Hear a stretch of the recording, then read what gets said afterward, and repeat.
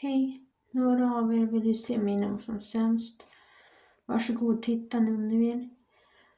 Klockan är 10:02. Det har gått över till 20 september och jag vet inte vad jag ska ta vägen. Allt är bara skit just nu.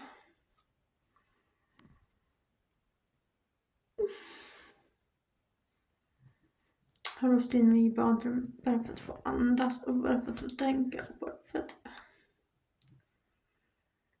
Jag vet inte. Jag har världens bästa sambo. Jag har världens bästa barn. Men ändå. Det känns som att den här traumabehandlingen kommer typ ta död på mig. Fast det kommer inte göra, för jag skulle lämna det jag har.